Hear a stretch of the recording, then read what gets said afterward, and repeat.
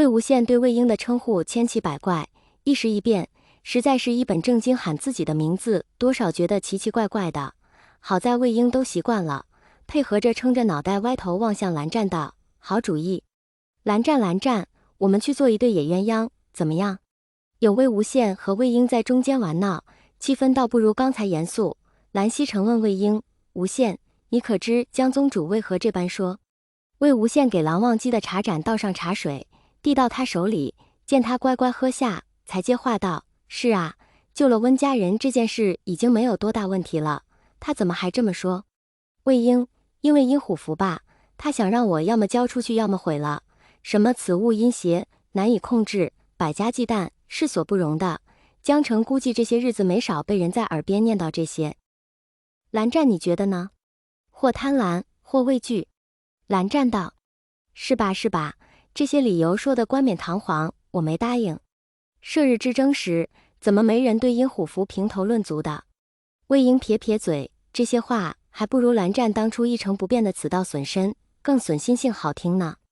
一个是忌惮他的力量，一个是担忧他的身心。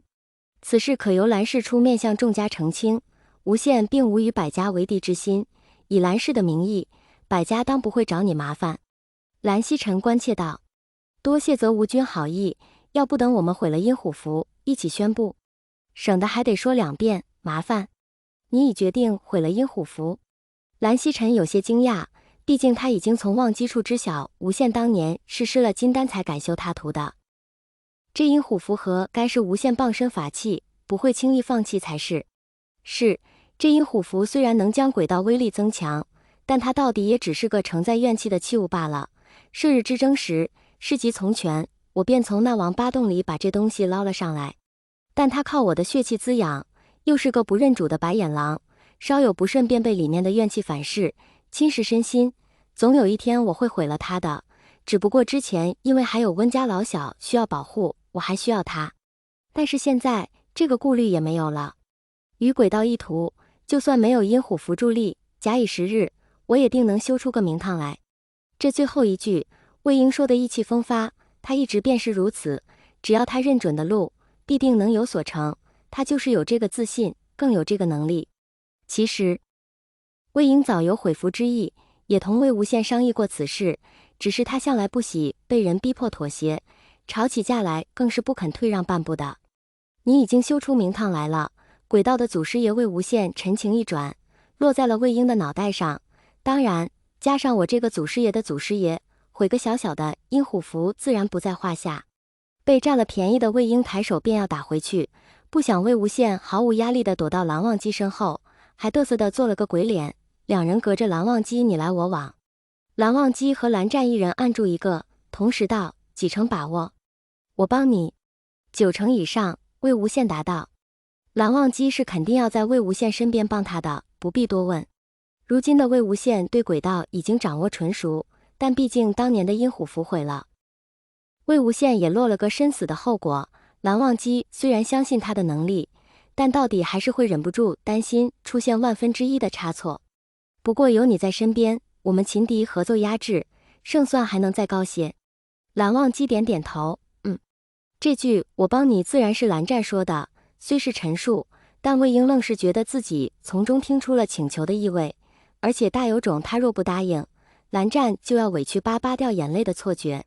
魏婴立马否定了自己脑子里的幻想，虽然近日他看蓝湛总是越看越喜欢，越看越觉得可爱，越看越觉得蓝湛面无表情的背后是丰富多彩的内心世界，但堂堂寒光君委屈的掉眼泪也太魔幻了，哪怕是幻想，他掉眼泪还差不多。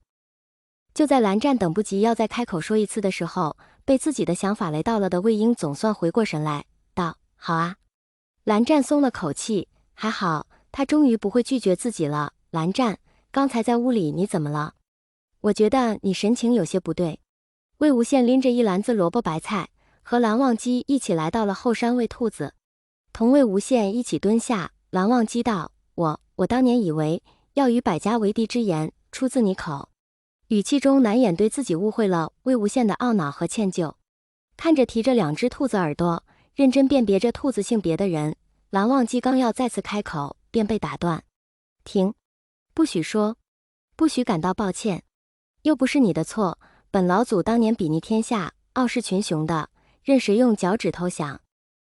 都觉得这话我还真说得出来。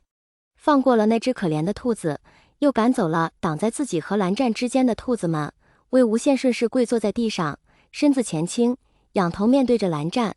蓝二哥哥要是觉得心怀歉疚，那不如就亲亲我，你都一晚上没亲我了，确实需要反省一下你自己。面对着这张近在咫尺还在压抑克制自己的俊脸，魏无羡突然坏心眼地朝着蓝忘机的眼睛吹了口气，在蓝忘机条件反射闭上眼睛那一刻，抱住他的脖子亲了上去。